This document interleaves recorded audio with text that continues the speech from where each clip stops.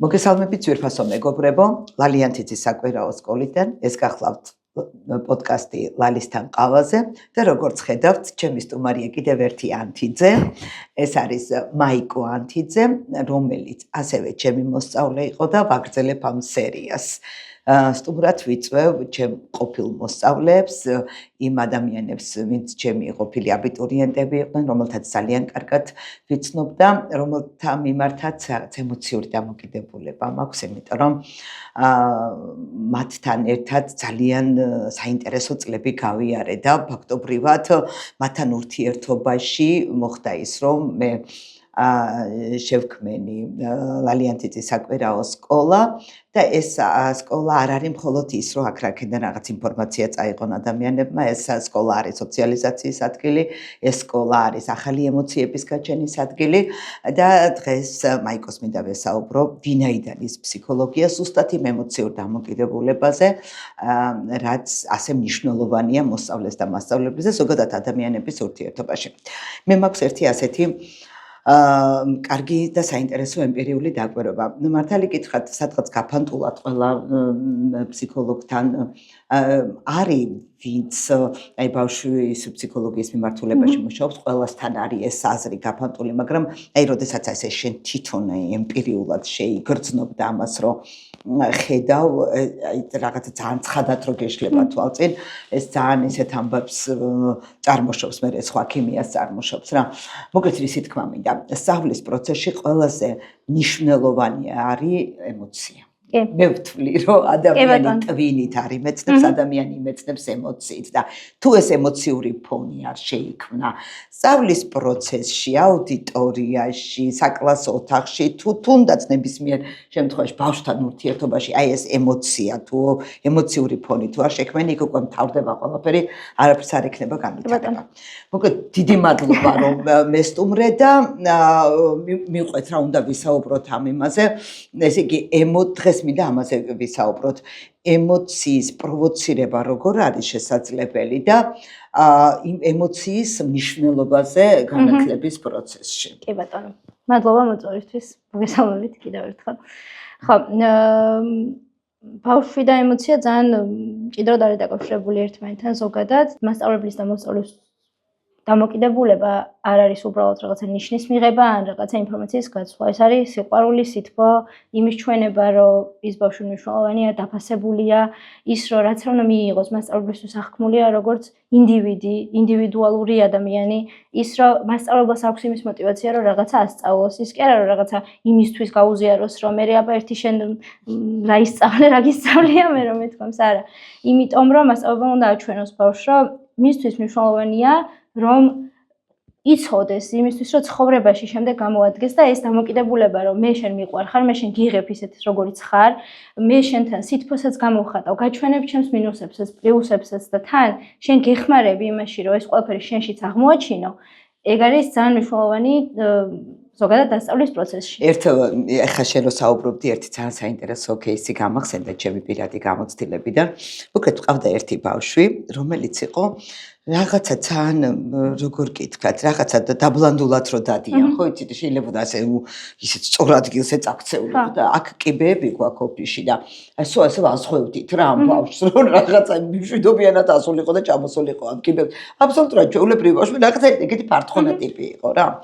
და გვაქვს ძალიან რთული ისა ლახტია, რომელიც ერთ ფეხზე უნდა მოიბადა, ისე უნდა დაატრელო, საკმაოდ რთული გასაკეთებელია და ამ ბავშვმა მოიჩება, რომ ეს უნდა გავაკეთო. თეთრ რა გინდა ახლა რო თქო, იმას ხო არა თქვი რომ აგერ ასფალტზე ვერ გაგივლი ამ ლახტით როგორ იმასით და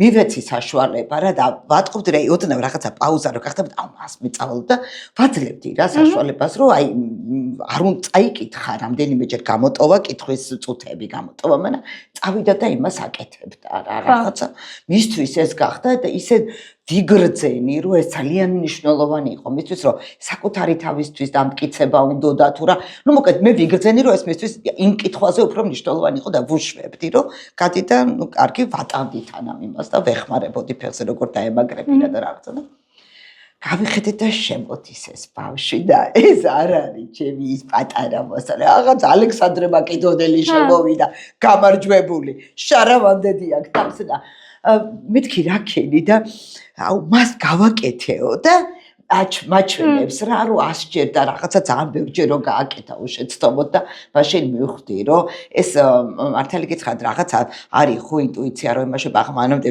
ამის თეორიული განაზრებები უკვე პოსტ დავიწყე უკვე ამ ამბის მერე და ამ кейს ხშირად ვიხსენებდი რომ როგორი მნიშვნელოვანი რაღაცა გავაკეთე იმ მომენტში რომ აი ხო შეიძლება და მეთქო რა იცი რა დროს მაგის კეთება ეხლა მოდი წიგნი ვიკითხოთ და რაღაცა მაგრამ უფრო მნიშვნელოვანი რამ შეიძინა იმ ადამიანს იმიტომ რომ თავის თავს აჯობა, ანუ მართლა ასვალზე ვერ დადიოდა და ურთულესი რაღაცა ის შეისწავლა, ინსტრუმენტი დაიმორჩილა და ეს იყო მისთვის აი რაღაცა მე სხვანაირად მოდიოდა აქა, იმიტომ რომ ეს იყო ადგილი, სადაც მან რაღაცა განვითარებას, აი ეს რაღაც ნეირონები გადააბა ერთმანეთს ეთვინში.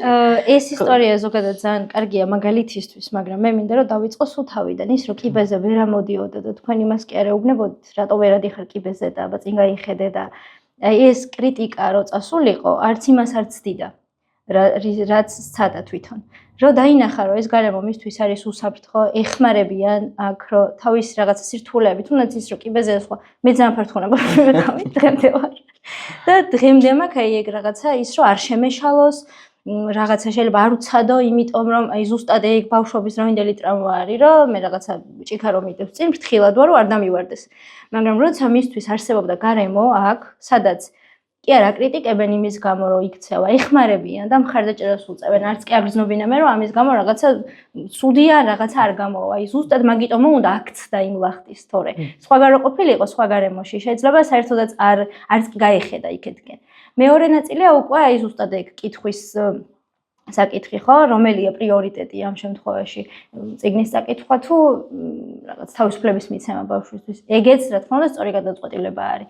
და ძალიან ხშირად უჭირთ მაგის გააზრება, რომ აი არაჯერ უნდა იმეცადინო რაღაცა ეს არის მნიშვნელოვანი, ეს არის მნიშვნელოვანი, მაგრამ ის რომ ვიმეცადინებ და ამას მე გამოვიტან, ვაჩვენებ ხალხს რომ მე რაღაცა შემიძლია და ვიცი, ზუსტად ამ ჩვენი პატარა აღმოჩენებით ხდება, რომ რაღაცა იმ კითხვასაც უკეთესად შეძლებს. მე როცა ითუნაც ის რაღაცა რთული ინსტრუმენტი თავისი მოტივაციით და თავისი სურვილით გააკეთა. მე მოვა და უფრო დიდი მოტივაციით წაიკითხავს ისევ იმას, რასაც მანამდე კითხულობ. და არც არ მიდის ეგ დასაკითხი.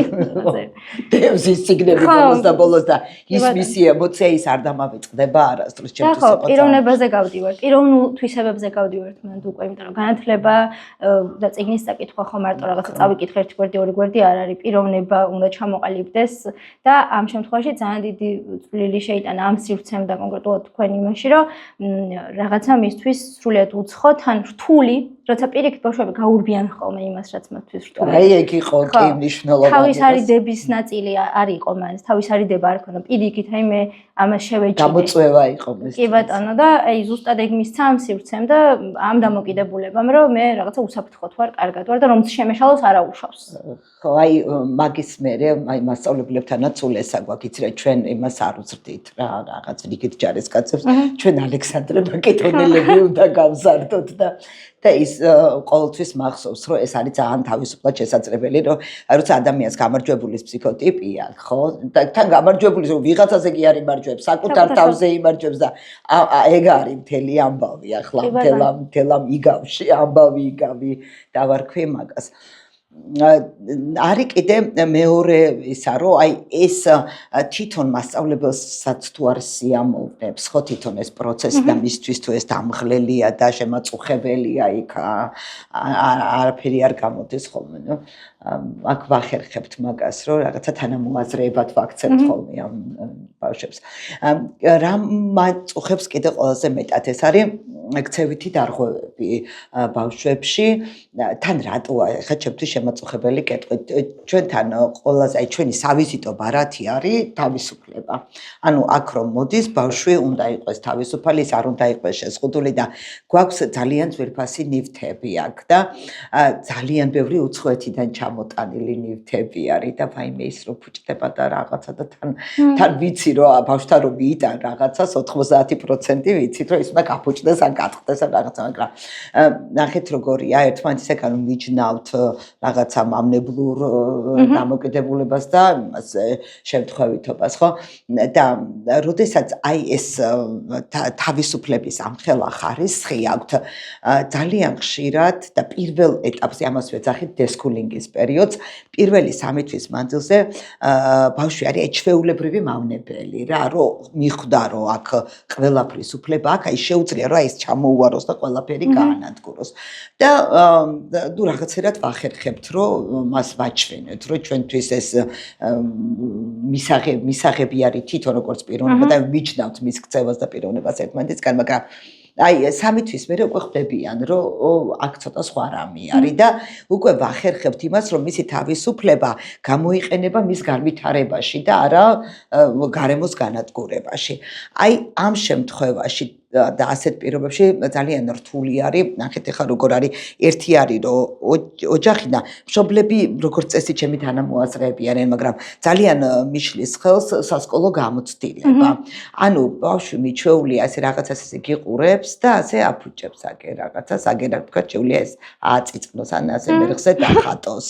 ხო და თან გიყურებს, გამოწვევს, ხო ეს ქცევა შეთვის მისაღები არის თუ არა. აი ამას რა უშველოთ? ხალბატონო თერაპევტო ძალიან მეჭირს ეს პერიოდი და თან როგორ აიცი ეს დესკულინგის პერიოდი მაგ მუდმივად. იმიტომ რომ ერთი ბავშვი რო გაივლის ამ ადაპტაციის პერიოდს, მერე მეორე ნაკადი მოდის, მერე სხვა მოდის და მაგრამ შველის რა ნახე, რომ აქ ბავშვები რომლებიც ხვდებიან, ამ ეს ეტაპი რო აქ გავლილი ის ბავშვები უნებლიეთ გამოწვით ახმარება, თორე ამ ბავშვებისთვის ეს გარემო უკვე მიღებული, ამათთვის ახლა ეს უკვე ეს თავისუფლება არ არის ის რომ თავზე გადაგახსნეს და თავზე დაგაჯდეს იმის ადგილი, უკვე იმათმა იციან რომ ეს თავისუფლება არის მათთვის და მათი განვითარებისთვის. აი ამ შერეულ სტილს რა ვუყო? ხო. რაღაცა დამეხმარა. შორიდან მომიწევს მოუარო, იმიტომ რომ მაგ ფაქტორს ზოგადად ძალიან ბევრი სხვა წინაპირობა აქვს. პირველ რიგში ის არის, რომ თუნდაც ტექნიკა ავიღოთ, ხო, ტელეფონების შემოსვლა, კომპიუტერების შემოსვლის შემდეგ. ბავშვებმა არ იციან თავისუფლება რას ნიშნავს ზოგადად. თუ რაღაც სახლში არის ბავშვი მაგალითად და თამაშობს ან რაღაც აკეთებს, არ იცის რა უნდა გააკეთოს. ან მეცადინეობს, ან ტელეფონთან არის, ან ასე შემდეგ, ასე შემდეგ. თუნდაც სკოლებში რო ავიღოთ ან ბაღებში სიტუაცია, როცა რაც არ უნდა გასაკვირი იყოს, როცა რაღაც აქტივობით არიან ბავშვები დაკავებულები, სრული სიწყნარი არის, მაგრამ როგორც კი თავისუფალი დრო 5 თუ 10 წუთი ან დასვენებაზე, ან რაღაც ეს დრო მიეცემათ, მაშინვე იქ ხდება ქაოსი. და ყველაზე რთული დასამორჩილებელი ზუსტად ეს არის, რომ აი მე რაღაცა შეიძლება ძალიანაც მეზარებოდეს იმის წაკითხვა, ან დაწერა, მაგრამ მაინც ვახერხებ, რომ თავი შევიკავო, მაგრამ როგორც კი აქედან გამოვდივარ და მომეხსნა ის, რომ ვიღაცა რაღაცას რაღაცის გაკეთებას ვთხოვ და რასაც მინდა იმას ვაკეთებ, არ ვიცი რა გავაკეთო. ამიტომ იწყება პირველ რიგში ამით. უკვე იღვიძებს შინაგანი მხეცი, პირველყოფილი ადამიანი. იმიტომ რომ ბავშვები არ იციან თამაში. მოდი ერთი წუთით მოდი დავიწყოთ იმითი რომ აი ეს ვალდებულებები რაც ბავშვს აქვს გარედან მოხვეული აქვს და ამიტომ არის რომ მე თავისუფლებას ვაძე აი ეს სინამდვილეს ჩემი კითხვა ამას შეიცავდა ხო როგორ უნდა მოვახერხოთ ის რომ ეს თავს მოხვეული კი არ იყოს ბავშვს კონდეს გაცნობიერებული რომ აი ეს რაც არის მისთვის საინტერესოა მისი ცხოვრების აი ეს როგორ უნდა რართული ამბავი ძალიან რთულია მაგრამ ის რომ აქ რაც როცა მოდიან უკვე ნელ-ნელა ხვდებიან ამას და რაღაც გარკვეული პერიოდის შემდეგ აი თუნდაც ახლა ჩემთან ეს რა მოდის ბავშვ თერაპიაზე ხო აი სულ სათამაშოები არის ირგვლივ სხვა არაფერი არ არის მაგრამ მანდაც აქვს განცდა რომ არ მაგიდასთან უნდა იჯდეს ან რაღაცა სპეციალურად უნდა დააშავოს იმიტომ რომ ერთი არის ხო მაგასაც მეუბრუნდები თუნდაც ქცევის ფუნქციებს მაგრამ იმას დავასრულებ რასაც მანამდე ვამბობდი არ იციან ხო ამ თავისუფალი დროის გამოყენება და რომ იყოს ის საგანი რასაც სწავლობს საინტერესო მისთვის და არა რაღაცა სიტყვების რა ხარუხი ხო და იყოს რაღაცა ყოველდღიურად აი ხო შეიძლება ძალიან ჩვეულებრივად რაღაც მათემატიკის მასწავლებლმა ან ნებისმიერი საგნის მასწავლებლმა პირველ მეორე კლასში ესე დაждომა კი არ თხოვოს ბავშვს ასწავლოს ცხოვრებისეული პირველ მაგალითი. მეორე კლასში კი არა ისინი ვიდეოებს რომ ვნახულობ. ბაღში 13 წლის ბავშვი რო ასე წრეზე ზის და საათობით ასე რო ზის და ეკანება ღმერთო. და მანდაც არ არის საინტერესო არ არის მისთვის და როცა იქ ძალდატანებით მე ვზივარ 3 წლის, 4 წლის, 6 წლის და გინდა 12 წლის, იმიტომ რომ 12 წლის არ არის ისეთ დიდი რომ არ უნდადეს თამაში და ასე შემდეგ, ხო? მე რა თქმა უნდა ხა აქედან ერთი სული მაქვს ეს დრო როდის გავა, როცა რაღაცას ვაკეთე, რაღაცას როცა მავალებე და უცებ გამოვდივარ და მანდ უკვე კონტროლს ვეღარ უწევენ ხოლმე საკუთარ თავს. ამიტომ იქ გაკვეთილის პროცესში რო იყო ჩართული დასვენება, რაღაცა ფიზიკური აქტივობა, რაღაცას თუნდაც რაღაც ავდგეთ და ერთად რაღაც ხელები ვამოძრავოთ, აი ეს სხეულებრივად და დაცლა თუნდაც რასაც ქვია, ხო? ეგ რო იყოს რაღაცა უფრო ცხოვრებისეული მაგალითები და შემდეგ დასვენებაზე ესე წამოვარდნა და გარეთ გავარდნა აღარ იქნება. ანუ ესე იგი რაც უფრო დიდია ზეწოლა, მით უფრო დიდია მე ამათი სიგიჟეების ხარისხები. ასევე მეორე საკითხია უკვე ქცევის ჭრილში რომ ქცევის ანალიზის ჭრილში რა შევეხოთ. ქცევა იყოფა რაღაც კონკრეტულ ფუნქციებად, მოკლედ ამ მიმართულების მიხედვით და ამბობენ რომ ქცევის მომავალში გამოვლენის ალბათობას განსაზღვრავს რეაქცია, გარემოსგან მიღებული რეაქცია ამ ქცევას. მაგრამ მეორე არის, ერთი არის, ახლა ნახე, ერთი არის გარემო და არ გაგექცეს ასრი. მეორე არის мотиваცია. ანუ ესე იგი ეს გარემო და შენი შინაგანი ქცევა ხორციელდება მაშინ, როცა ეს ორი რამე როცა ეს ორი რამე თანხვედრაშია, ხო? სხვა შემთხვევაში ქცევა ვერ განხორციელდება. მე თუ მაქვს იმის ხო, мотиваცია პირველია, მე მგონი მანამდეც ვახსენეთ. აი ხო, ემოციასთან ერთად მინდა და მეხსენებინა. мотиваცია თუ არა აქვს, ხა ადამიანს ვერაფერს ვერ ისწავლის და მით უმეტეს თუ რთულია მისთვის, აი მშობლებთან მაქვს სულ ეგ დიალოგი, რომ წარმოვიდგინეთ, რომ თქვენ კითხვა არ გამოგდით, აი საკუთარ თავზე წარმოვიდგინეთ, ან რაღაცა არ გამოგდით და გთხოვენ, რომ ის რაღაცა გააკეთოთ. სულ მაგაზე არის საუბარი, რომ დაჯექე წაიკითხა, დაჯექე, შენ კიდე არ გამოგდის. ამის თქმაც არის, რომ არ გამომდის, ან არ ჯერათ შენი. მე თავის თავზე არ მიღების ორი მიზეზია. ერთი რომ ფიზიოლოგიურად ვერ კითხულობს ბავშვი დისლექსია ძალიან გახშირებულია და მეორე არის რომ შეიძლება კითხულობს, მაგრამ იქ ქვეტექსტების ამოცნობის უნარი არ აქვს, რომ ის ქვეტექსტი თუ არ ამოიცნე, ის მაგია კითხვის იკარგება. მაშინ რა არის ამბის დონეზე კითხვა, იქ რომ იმ სიღრმეებში ჩადიხარ, ეგ არის მე ნარკოტიკივით რომ მუშაობს, რომ გინდება კითხვა თორე თუ ახლა ასე ტყლად მაგერ უყურებ რაღაც ამ ფილმს, რაღაცას ამბის დონეზე არ უნდა იყოს, ხო, ეს კითხვა გადაქცეული და ეგ არის კიდე პრობლემა, რომ აი ეს ორი რამე თუ არ მოუგვარე ბავშვს, როგორ წაიკითხავს, ის არ წაიკითხავს, კითხულად ვერ ჩამოყალიბდება. კი, ხო, კითხვა ესე მაგალითად მოვიყვანე, ნებისმიერ რაღაცა რომ გამაკეთებინა, რომ არ გამომდის. ან ძალიან დიდ ენერგიას და რესურსს. აი როგორც ის ლახტი არ გამოდიოდა ჩემოს წელს. თუ ის мотиваცია რო არ ქონოდა ხო ვერაზროს აი რამდენიც არ უნდა დაგვეძალებინა ხო ვერაზროს ვერ გააკეთებ და უძახე შენ შეძლებ შენ შეძლებ კიდევ თლადო არესი სიტყვები არ უნდა უთხრა იმიტომ რომ აი მანდარი რომ შეიძლება ვერა და მაგით არაფერი არ იცვლება რაღაცები ყველაფერი არ შეგვიძლია მაგრამ мотиваცია თუ აქვს ადამიანს გაცილებით შეიძლება მართლა შეუძლებელიც კი შეძლოს როცა უნდა სრულიად ხო რას მოვიდი მან აი მე გუნდა გითხრა ხო იცი აი ასე მგონია რომ ადამიანის შესაძლებლობებს საზღვარი არ აქვს და ხანდახან რომ დავფიქრდები ნორმალური არ მგონია ჩემთვის მაგრამ მგონია რომ ადამიანის რაც უნდა ყველაფერს მიაღწევს მეც მგონია ხო აი ან მარტო არა კარგი კი ბატონო როცა мотиваცია აი ხო ყოფენ იმასაც რაღაც შრომელს და ნიჭიერს შორის რა განსხვავება არის ამბობენ შრომის უნარი ნიჭია ერთგვარი ხო კი ბატონო როცა мотиваცია გააქვს რაღაცის და გინდა რომ მიაღწიო. ჩემი აზრით შეიძლება ძალიან რთული იყოს, შეიძლება წლები დაგჭირდეს, მაგრამ რაღაცა სულ არ შეგეძლო სიმღერა იმღერებ. ჩემი გადმოსახედიდან შეიძლება ერთ-ერთი რთული დასასწავლი რაღაცა მაგიტო თქვი სიმღერის მაგალითი. ხო და იმას რომ ამბობდი ქცევასთან დაკავშირებით ჩვენი ბავშვები, რასაც ვაკვირდები და ალბათ ჩვენც ბავშვობიდან შეჩვეული ვართ, რომ ჩვენთვის ბავშვს ჭირდება სიმძაფრე, ემოციის სიმძაფრე, რაღაცა ყველაფერი ჭირდება უფრო მეტად მძაფრი, ვიდრე დასრულ ადამიანს, ხო? რომ დავაკვირდეთ, როგორ გამოვხატავთ სიყვარულს და სითბოს, რა სიმძაფრით, თუნდაც მშობლები, თუნდაც მასწავლებლები და შემდეგ და როგორ გამოვხატავთ ბრაზს, რაღაცას რო დააშავებს, როგორ სიყვარულს ახლა ხმაურით ვერ გამოხატავ და ბრაზი ხმაური არია დავიწყე. ხო და მაგას ვამბობ, აი რაღაცის შექება, აი რაღაცა რომ მიაღწია ამ ბავშვმა, მაგის შექება, მაგის რაღაც აღნიშვნა და როცა გააფუჭა მაგის აღნიშვნა, სიმძაფრით ძალიან განსხვავდება ერთმანეთისგან. მით უმეტეს სახლში, ხა მშობელს ვერ მოთხოვ ყველაფერი იცოდეს, მაგრამ მაგიტო, ხო, აი ეს გაფუჭება, რაღაცა მაიმუნობა და ასე შემდეგ. წინაპირობა შეიძლება იყოს იმის, რომ ამ ბავშვმა მძაფრი რეაქცია მიიღოს. ყურადღება მიიღოს. იმიტომ რომ ეგრეა შეჩვეული, რომ აი ამით შეუძლია, რა თქმა უნდა ინდივიდუალურია ყველა ადამიანი და ყველა ბავშვი, მაგრამ ამით იღებს ის მძაფრ ემოციას, ამით იღებს ის ყურადღებას, ამით იღებს ის სასურველს. ასე შემიძლია. მაგრამ ისა ხო გეტყობა ის ბიჰევიორისტული ისინი ხო ანუ ამ შემთხვევაში ჩვენ ვიღებთ გარე მოტივაციებზე ორიენტირებულ ბავშვს და არა იმას, ვისაც შინაგანად აინტერესებს. ეგრე ძირითადად ეგრე არის აღზრდა. ეგეთი სტილი არის. აღზრდა ხო აი სხვათა შორის ერთ-ერთი ყველაზე რთული ორი პარადიგმა ხდება ამ შემთხვევაში ერთმანეთს ერთია პლატონის პარადიგმა, როცა ადამიანი რაღაცა თანშობილი უნარები იბადება და ეს უნარები უნდა განუვითარდეს და ახსნას მხოლოდ ეს დანიშნულება აქვს, რომ ის რა უნარებიც მასშია, ის უნდა გამოვლინდეს და მეორე არის ჯონ ლოკის ტაბულა რასას თეორია, რომლის მიხედვითაც ადამიანი აბსოლუტურად გარემო ფაქტორებზია. მაგას არანაირად არ ვთანხმობ. ფორმირება ხო დამოკიდებული.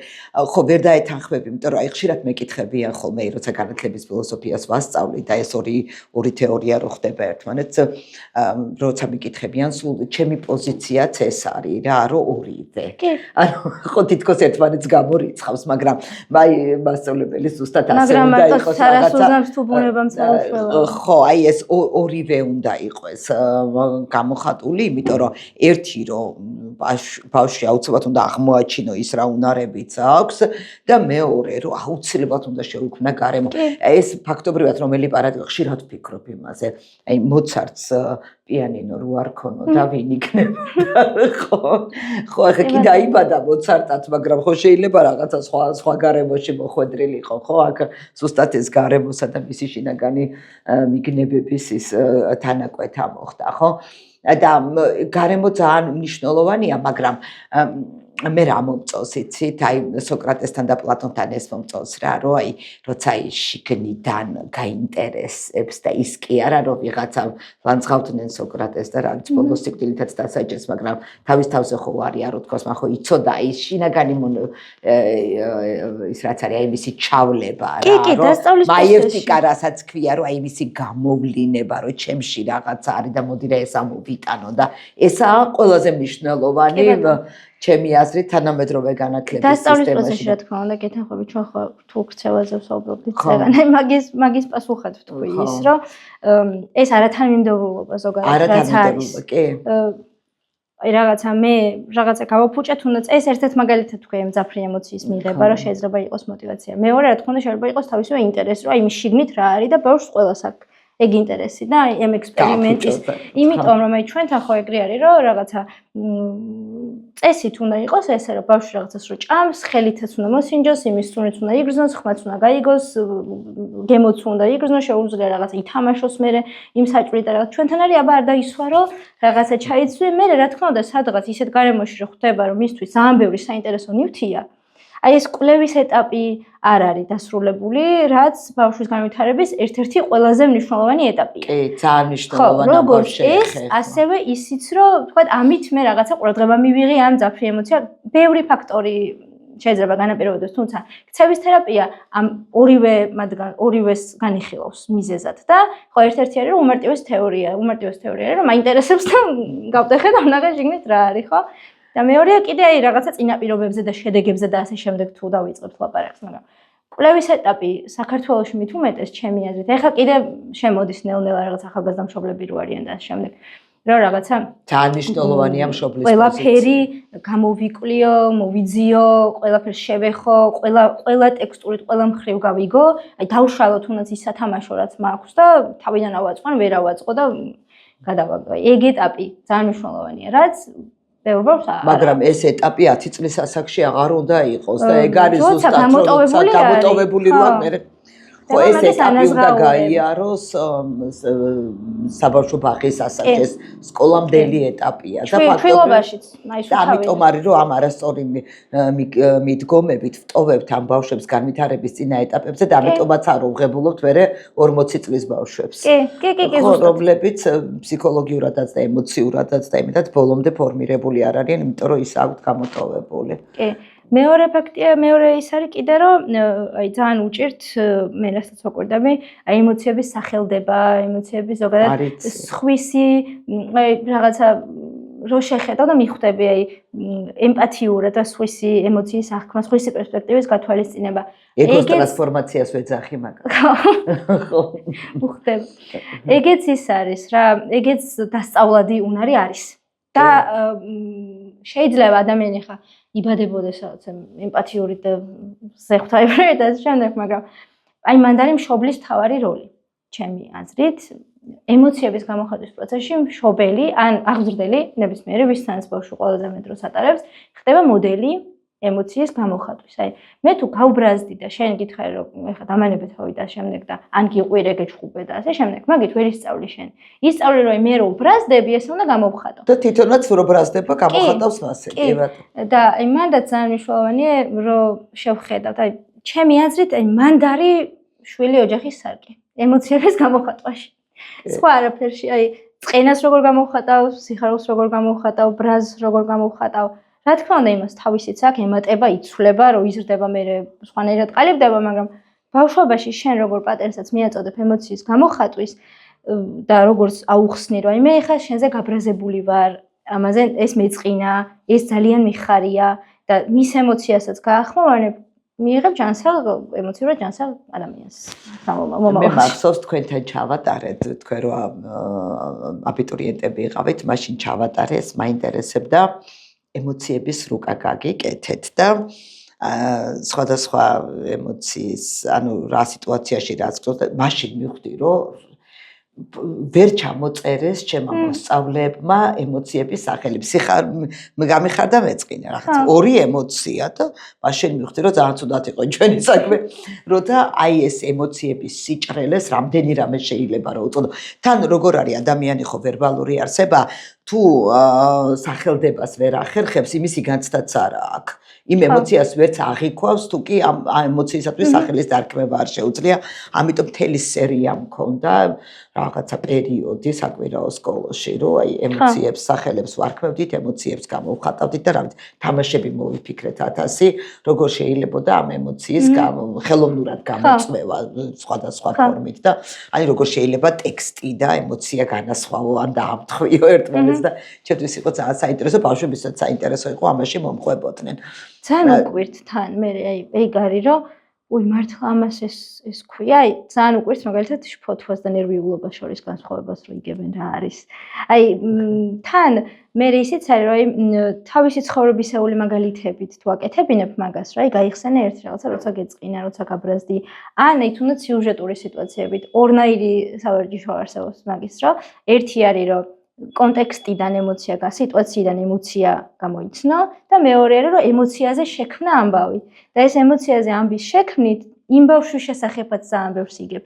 არა მარტო რაღაცას ასწავლე, იგებ რომ აი თუმცა ეს უხარია, ეს წინს და ეს სკოლაში ჩემი აზრით ძალიან მნიშვნელოვანია რომ იყოს. ბაღში მით უმეტეს მნიშვნელოვანია, მაგრამ ისიც რომ აი რაღაცა სახელდება გავუკეთოთ ამას, რომ მე ხა გაბრაზებული ვარ, მე ხა ნაწყენი ვარ, მე ხა ნერვიულობ, ასე შემდეგ.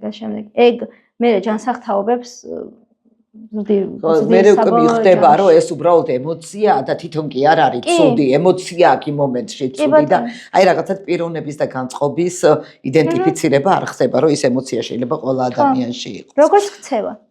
არა ცუდი ბიჭი ხარ, ან ცუდი გოგო ხარ. აი შენ ეხლა რაღაც ცუდად მოიქეცი. ხო, იცი რა, ეგ რაღაცა მეგონა რომ უკვე ყველას გააზრებული ქონდა პიროვნების და ქცევის გამიჩნდა, მაგრამ ვუყურებ ხო რაღაცა იმდენად ანბანური ჭეშმარიტება თანამედროვე სამყაროში რომ ვხედავ რომ არ არის გამიჩნული არც მშობლების მიერ და მით უმეტეს არც მასწავლებლების მიერ. კი. იმიტომ რომ აი რაღაცა საქციელი და პიროვნება რომ სხვადასხვა არის, ნუ მაგ შემთხვევაში ისიც არის რომ ინდივიდუალურად არ უყურებენ ძირითად შემთხვევაში იმ კონკრეტულ თუნდაც სკოლაში, აი იმ ბავშვს კი არა. აი რაღაცა მასას უყურებენ. ანუ კონკრეტულ ბავშვს კი არ უყურე, ზოგად ბავშვს ხედავენ იმეთ ბავშვში. ზოგადად იმას იმ სახელით და გვარით. კი არა რაც აქ იმ ინდივიდს. ანუ ბავშვი. ზოგადად ბავშვი. ხო, ბავშვი. ვიღაცა. და ის ხდება მანდ რომ აი იმას თქვა, სახში რა მოხდა იმ დღეს. იქნებ რაღაცა ჩემო მშობლებმა იჩხუბეს, რაღაცა ვერ მოვასწარი ჭამა, აი ნებისმიერი რაღაცა მოხდა ისეთი ჩემს ცხოვრებაში და ამას მე ვერ ვფარავ, იმიტომ რომ ბავშვი ვარ, არ ვიცი ეს როგორ უნდა დავმალო და ამას გამოვხატავ. მაგაზე კითხვა მნიშვნელოვანია. მაგაზე კითხვა არის ნევა. შესვენება მაგ ხოლმე დიდად ახლა კერძები და რაღაცა არა, მაგრამ სასუსნავები ჩვენთან ყოველთვის არის რაღაც მარილიანი ჩხირები, პატარა ისინი რაღაც ნამცხრები და ისინი ტკბილეული ყოველთვის გვაქვს, რომ იმ 3 საათის მანძილზე ბავშვი რა ვიცი, აი ის არ იყოს რა, კამშიერი კუჭით, იმიტომ რომ ეს არის რაღაც ფუნდამენტი, ხო, ჩვენისი პირამიდის, ხო, მშიერი და შეშინებული ბავშვი თუ არის, ის ვერც კარ ვითარდება. კი ბატონო, და ხო, მასწავლებლებსაც და მშობლებსაც, მასწავლებებს უფრო ისე ხელისუფლებები ძალიან კარგად იღებენ ამას. მშიერი და შეშინებული. თაობები ჭირდებათ. ძალიან მარტივია манипуляციისთვის ეგ. ხო, ეგისა, მარტივად манипуლირებადი არის. ამიტომ აკეთებს იგივე ვენესუელას ხელისუფლებაც მაგიტო აკეთებდა და თუნდაც რუსეთი მილიარდებს ომში რო ხარჯავს, ხო შეიძლება რომ უანდობოს თავისი იმის ქვეყნის განვითარებას ხუტორებში. არ ჭირდება ის შეშინებული და მშიერი. ხო, და აი მაგას ვეუბნები ზუსტად მასწავლებლებთან ვისთანაც მქონია შეხება. ანუ მე რა თქმა უნდა ერთ კონკრეტულ ბავშვზე მაქვს ხოლმე შეხება, რომელიც ჩემთან დადის. მაგას ამემართებით, მაგრამ ყოველთვის ვეუბნები, რომ ის არ არის მარტო ამისთვის. ზოგადადაც შეგიძლია ეს გამოიყენო კლასში და მნიშვნელოვანია რომ გამოიყენო. არა აქვს აუცილებელი რაიმე დიაგნოზი აქვს ბავშვს, არა აქვს რამე კონკრეტული სირთულე აქვს თუ არა აქვს კონკრეტული სირთულე. მე არაზოს არ ვემხრობ იმას, რომ რაღაც გამოვყო და მარტო ელემენტარულ ზრდას ელაპარაკოთ, ხო? შექება არ ხდება. მარტო ხდება, აი გაჩერდი, დაჯექი, მომისმინე, აი ის რო ზის და უი რა კარგად ზიხარ, ან როგორ კარგად მისმენ, მაგაზე აქცენტის გაკეთება არ ხდება. მაგაზე უიმე ჯობია ეგ არ უთხრა, იმიტომ რომ რაშა მეცი შეხედეთ აგერა ეს ბავშვი როგორ მისმენს და დამთავრდა მთელი კლასი, ყავს შეძულებული ეს ბავშვი ვინც ისმენს. ხო, მაგრამ აი იმას ვამბობ, შენი შვნით არის სწავლება.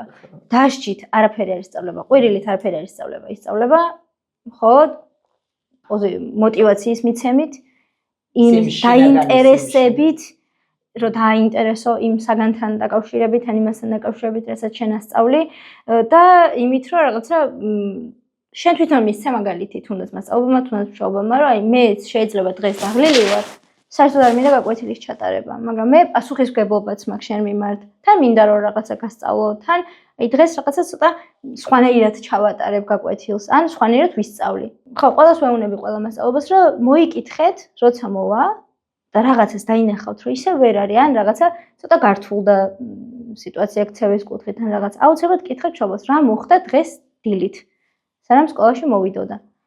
რაიმე ისეთი ხო არ იყო, რაც შემდეგ მე იწვევს ამ კონკრეტულ ქცევებს. და იმიტომ რომ ზოგჯერ არ არის ხოლმე პასუხი იმ გარემოში, სადაც ვართ აი ამ რთული ქცევის და არის რაღაცა დილით რაღაცაზე გაბრაზებული მოვედი, ადამიანი ვარ, ეს ვერ გადავხარშე, ვერავის ვერ მოვუყევი და აქ კიდე სტრესია ჩემთვის და უფრო მძაფრდება. აღზრდის სტილების საღრევაც რომ მოქმედებს, ანუ მშობელს სხვა სტილი აქვს, დედას სხვა, მამას სხვა, ბებიას სხვა, მასწავლებელს სხვა და აგერ მოვიდა ჩემთან სხვა აქვს. ხო, აი ეს არის სისტემატურობა, პრინციპულობა, თანმიმდევრულობა. ძალიან მნიშვნელოვანია აქციის პროცესში, ხო. კი ბატონო. ძალიან ბევრ რამეს ალაგებს. მაგიტოა ხო მე რომ აი ამიტომ უჭირთ ახალგაზრდა მშობლებს, აი როგორ უნდა გააკონტროლო შენ ვთქვათ, რომ აი სკოლაში რა ხდება, მაგრამ ნუ ახლა მშობლობაც არ არის და არჩევანი უნდა გააკეთო, რომ რაღაც უნდა არჩიო, ხო? მაგრამ ასარჩევიც რო არ არის, ყველა სკოლა ერთნაირი არის. ამ კანონმდებლობა ისე გიყენებს ბარიერებს, რომ რა გააკეთოს იმ სკოლამაც კანონი, რასაც თხოვს იმას აკეთებს. კი ბატონო. ერთი არის რომ რაღაცა სკოლაში მიწევს მე ამდენი ხანი ყოფნა და მეორე არის რომ სახლში თუ მაქვს მე მშვიდი გარემო და აღიარებული ვარ და შემდეგ ის სკოლაც გაცილებით უფრო მარტივი ხდება მე. ძალიან კარგი რაღაცა თქვი ახლა აღიარებულობა. ხო. ძალიან მნიშვნელოვანი არის ეგ ბავშვისთვის მშობელი განსაკუთრებით მამა როცა აღიარებს. ერთი მოსწავლე მყავდა, რომელიც რაღაც ფენომენალურად უსტვენდა. აი ხო რაღაცა რო უსტვენენ რაღაცნაირად და მამას ვეუბნები, იცით მეთქი ეს ფენომენალური ის აქვს მონაცემები ამ ბავშვს ისე უსტვენ. მაგი რო უშვიტინებსო ვიცით. მეთქი რატო? ანუ კი ქონდა შემჩნეული, მაგრამ ის რომ და მე რა მოხდა, მე რო ვნახე და ამ ბავშვო გამოვხატე რო იმე როგორ და მთელი დღე აქ ხშირად უფრო ხო? მოუხშირა ამ სტვენაზე შეგვიჭა თვილი გაგვედილია ჩაკატარებინა მაგრამ მეთქი ჯანდაბას რა მოიხოს ეს ყველაფერი და კნას რა რაც არის იმიტომ რომ თვითონაც მოეწონა თავისი თავი და დაინახა რომ აი სხვებმაც ცადეს მე და სხვებმა რო ვერ გააკეთეს ამ ეს ყოფილად გაშალაკული რომ ეს მე შემიძლია და სხვას არ ხო ეგ აღიარების ნაწილი ძალიან მნიშვნელოვანია რომ მე მაღიარონ როგორც პიროვნება. ეს იგი რაც აქვს მნიშვნელობა სტილებს, ხო? შენიშვნის ფორმას, თანმიმდევრულობას აღიარებას, ხო? და პრინციპულობას. და პრინციპულობა, ანუ ერთხელ რო იტყვი, ხო, ანუ არა უნდა იყოს კედელი. არა სიმკაცრეს, არა ჩხუბს და არა მიშვებას, რაც შენ გინდა ის გააკეთე, არც ერთი. აი შუალედი ყველაზე მნიშვნელოვანი არის, რომ ისწავლოს თვითონაც არას თქმა. აი სანამ რაღაცის მოთხოვნას ისწავლის ბავშვი ჩემი აზრით ჯერ არას თქმა უნდა ისწავლოს თვითონ რომ რაღაცას რო თავეზობთ შეეძლოს თვითონ რომ დააფიქსიროს თავისი პოზიცია უნდა ის თუ არ უნდა ანუ პირდაპირ არის არას თქმის უფლება ანუ საკუთარი უფლებებიდან უნდა დაიწყოს ბავშვის გაზრდა კი ბატონო ეხლა რაღაცას რომ მოითხოვს აი მაგას ყველა სწავლობს ხო რაღაცა წყალი მინდა საჭმელი მინდა ეს მინდა ჩამეხუტე ასე შემდეგ მაგრამ როცა არ უნდა მაგის დაფიქსირება ძალიან უჭირთ ხოლმე ბავშვებს იმიტომ რომ გონიათ რომ ამით რაღაცას დააშავებენ და ცუდები იქნებიან მე როცა არას იტყვიან და მე ეგ დასრულობაში რა თქმა უნდა ძალიან ბევრ სირთულეს იწვევს თუნდაც რაღაცა პირაცხოვრებაში სამსახურში ასე შემდეგ ძალიან დიდ სირთულეს იწვევს და ამიტომ აი ჩვენი არაც როგორც მშობლის არა ბავშვისთვის ძალიან კონკრეტული უნდა იყოს ოღონდ აი არას ვიტყვი და იტიროს ადრე რო იყო რაღაცა იგნორი ყველაფერს უნდა დავაიგნოროთ არა აი მან არას თქმის რომ აი ყოველთვის ხარდაჭერა მე მესმის შენ ახლა რომ გეწყინა მესმის რომ გაბრაზდი მესმის რომ უფრო დიდხანს გინდოდა რაღაც ან გინდოდა რომ ეს გაგეკეთებინა მაგრამ ახლა ვერ ვიზამ სამწუხაროდ აუცილებლად რაღაც ხვალქნა თან და მაინც თუ გააგრძელა ისტერიკა მე უკვე იცის რომ ჩვენი ვართ ჩვენ ხარს ვუჭერთ ტირის ეგ ემოციის გამოხატვა არის ყველა საკუთრება ტირილის შეუძლია იტიროს ჩვენ გვაქვს ტირილეს ხო კი შეუძლია ტროტუარზე დგომის უფლება არ გვაქვს ტირილი რამდენიც გინდა მაგრამ უნდა იცოდეს რომ დედა მამა თავისი ახლო ადამიანი მასთან ერთად არის თუნდაც ის რომ რაღაცა მე ვუთხარი რომ ტელეფონი დადე არ უნდა ტელეფონის დადება ვუთხარი რომ არა იცი რა ვიცი რომ კიდე გინდა მაგრამ ეხა ისე უნდა გავაკეთოთ მე შენთან ვარ შენ თუ რაღაცაში ხარდაჭერა დაგჭირდება შენ თუ განერვიულდი ასე შემდეგ შემიძლია ჩაგეხუტა შემიძლია რაღაცა მოგიმზადო გაგიკეთო ასე შემდეგ მაგრამ ეხა ტელეფონს ვერ მოგწ თანაუგრძნობ მაგრამ კი აუცილებლად აი შენ გინდა იტირე ერთი რაც რამდენი ხანიც გინდა იტირე მე მაინც არ გისმენ აი ეგ არ არის კარგი მაგრამ ხო აი ამ დროს ბევრი ლაპარაკით არ არის კარგი როცა ადამიანი იტირეს ხება უფრო მეტად დაიწყოს ტირელი მაგრამ ის რომ აი ახლოს ვარ შენთან მე მესმის შენი მეც მეწყინებოდა მე რომ რაღაცა მინდოდეს და ვიღაცამ გამომართვას აი ეს ემპათიაც ბავშვის მიმართ რომ მეც მეწყინებოდა არა ის რომ მე დედა შენი ვარ და მამა შენი და მინდა გამოგართმევ მინდა არა ხო მე მესმის შენი რომ შენ კიდე გინდოდა ან რაღაცა ვერ დაიკმაყოფილე შენი საჭიროება მაგრამ ესია საჭირო ამის და ამის გამო და როცა დამშვიდდება მე შეგვიძლია იმაზეც ველაპარაკოთ ტელეფონი ან რაღაცა სხვა რატო არის ცუდი რატო გამოვართვით თან ერთ რთულ პარადიგმაში ხარ მაგ დროს რომ ესე იგი ბავშვს უნდა ელაპარაკო როგორც დიდს და დიდურად უნდა მიუდგე და იმავდროულად მაინც უნდა გათვალისწინებული ქონდეს რომ ის ბავშვია და რაღაც აღქმები მისი ვერბალური მოცემულობა ანუ ენას სხვანაირად აღიქვამენ ხო ან მარტივად უნდა ელაპარაკო მარტივიანით მაგრამ აუცილებლად უნდა ელაპარაკო როგორც დიდს ამას ძალიან აფასებენ კი აფასებენ და სწავლობენ სხვანაირად ვერ ისწავლენ ენის მოჩლებით ახლა რომ ელაპარაკებით ბავშვს ვერ ისწავლის. არ შეიძლება ხო მოდი ორი სიტყვით მეგეც თქვათ რა ენის მოჩლეკა არაფრით არ შეიძლება იმიტომ რომ მე თვითონაც ამ პოზას იღებენ და ენა მოჩლეკით ლაპარაკობენ სპეციალურად მით უმეტეს თუ და კოდიში გაგასწრებით ხო ამითი პროვოცირებენ იმას და მანიფესტაციას აკეთებენ ის რომ მე პატარა ვარ და ანუ რაღაცები მოსულაჭებთან ხო მით უმეტეს თუ დაკვირდებით ხა როცა ან დააშავეს რაღაცა მაშინ შეიძლება ეგ იყოს. ან რაღაცა უნდათ. ან აი ემოციასთან უფრო არის ხოლმე კავშირი. ხო, აი როცა რაღაცა სურვილი აქვს რაღაცის. ან აი როცა უნდათ რომ თავი მოისაწყო, ან ჩაიხუტო, ან რაღაცა მსგავსი. როცა შეიძლება რომ მაგ დროს იცოდეს რომ აი მე ხა რაღაცა მოწყენილი ვარ, დედა ჩამეხუტე. ხო, იგივე არის. რაღაცა მე მჭირდება ეხლა რომ ჩამეხუტო, ან მჭირდება ეხლა რომ რაღაცა გავაკეთო შენთან ერთად. საერთოდ ეხა იდეალურ რაღაცაზე ვლაპარაკობთ, ჩემი აზრით, მაგრამ ცოტა რაღაცეები რომ შევიტანოთ. ანუ მაქსიმალურად ცოტა შეცდომა რომ დაუშვათ რა, ამაზეა ლაპარაკი, თორე შეცდომების გარეშე არც აღზრდის პროცესი ხდება. კიდე ერთი ძალიან მნიშვნელოვანი ამბავი არის სოციალიზაცია და აი როგორ შეიძლება რომ აი რაღაცნაირად რა მაწუხებს იცი მაიკო, ეპოქა დგება ისეთი რომ კულტურა იხრება რაღაცა კულტურა გვიხდება აუტისტური. ანუ აუტისტურში რას გულისხმობ? მაქსიმალურად ჩაკეტილი, მაქსიმალურად რაღაცა ტექნოლოგიებზე დამოკიდებული და კულტურა ხდება ისეთი, რომ რა ვიცი, შეიძლება ადამიანი იყოს სოციუმში, მაგრამ დღე ისე გავიდეს 2 ან 3 დღე, რომ ცოცხალ ადამიანთან ურთიერთობა არ ქონდეს. ამას რა ვუყოთ?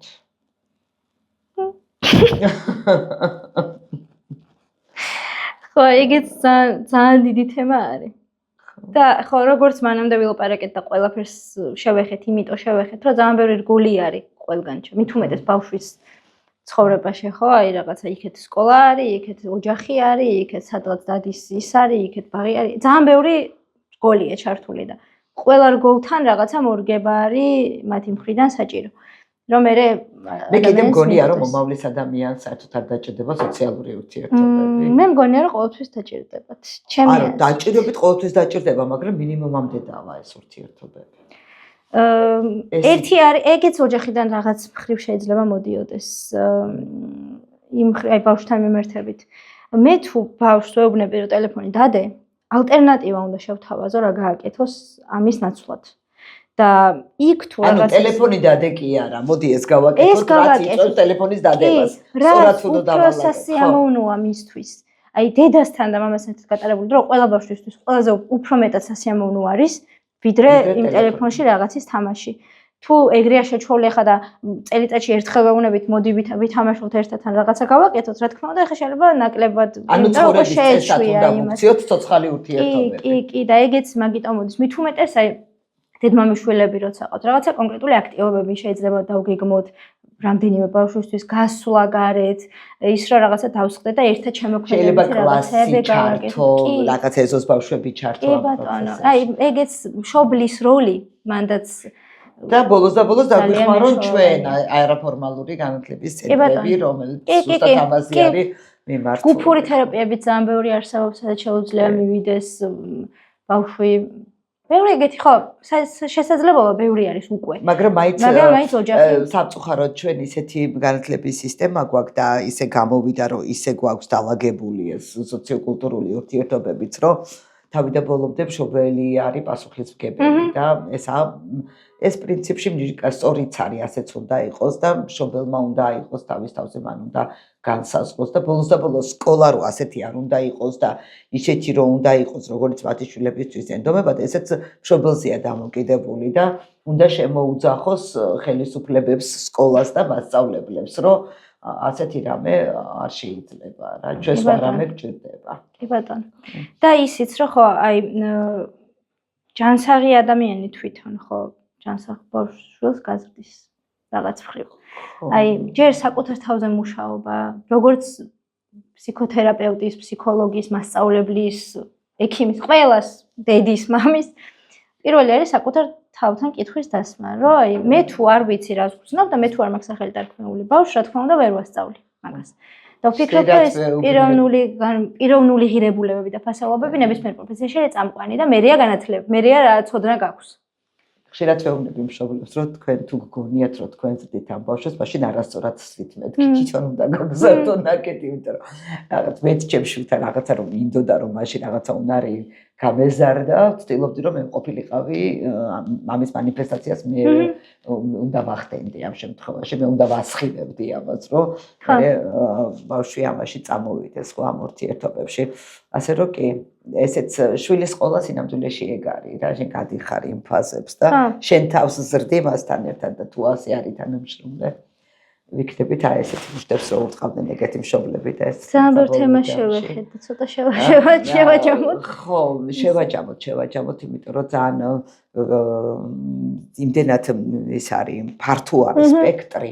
ანუ ეს ბავშვი რო არის ამას აქ გარშემო მთელი საზოგადოება დახვეული და მართალი გითხრათ ამიტომაც ვწუხარ ხშირად რომ აი რა ღირებულებებზე უნდა გავზარდოთ ბავშვები რომ ამ სოციუმში ადაპტაცია მოახდინონ და ხანდახან აი რა რაღაცნაირად მეწოდება ეს ბავშვებიც და სკოლაც და საკუთარი თავიც რომ აი რა არის ის ფუნდამენტური ღირებულებები ის ფასეულობები რაზეც უნდა ააშენო ყველაფერი. ეხლა ჩვენ რაზეც ვილაპარაკეთ ეს ყველაფერი არის ყლორტები ხო? შედეგები, ფაქტობრივად მიზეზები უფრო ღრმა არის ხო?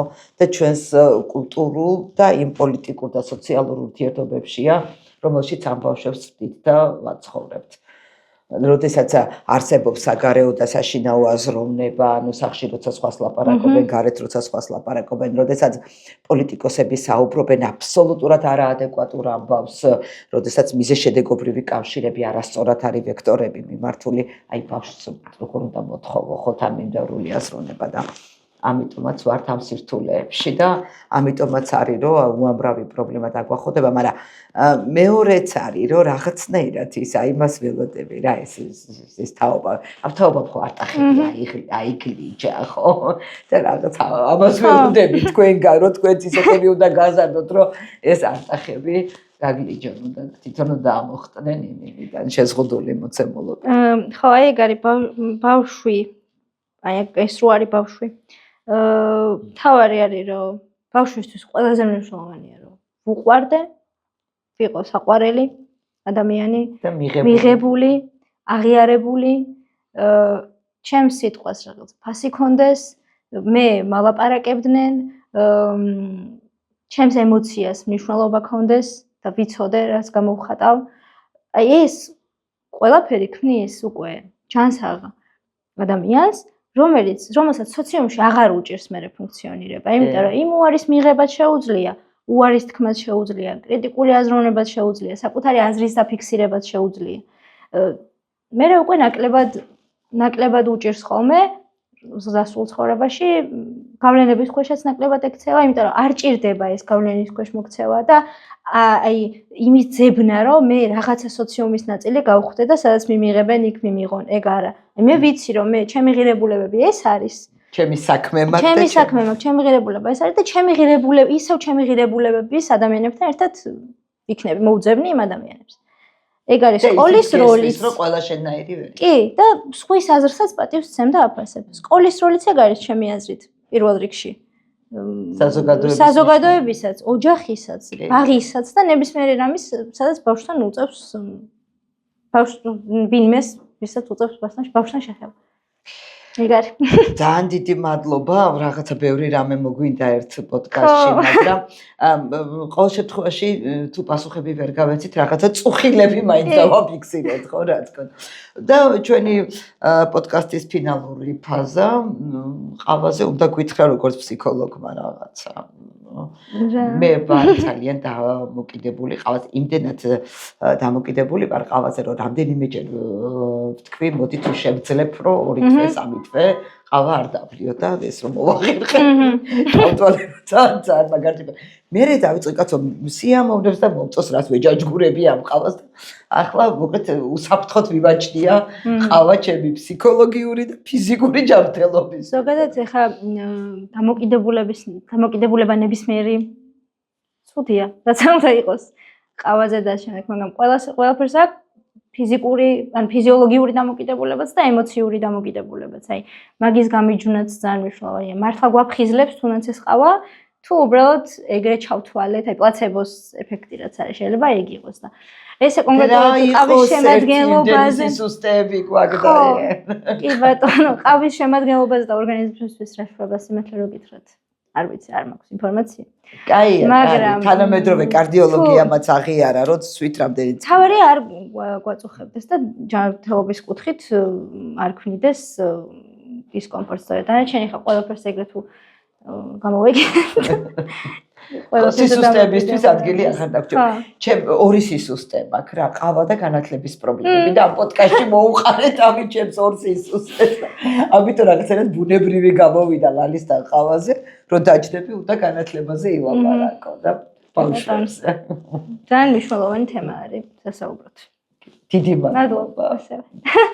ცოტა თუ ეჭვი მაქვს, რომ ძალიან საინტერესო გამოვიდა ჩვენი მაყურებლისთვის.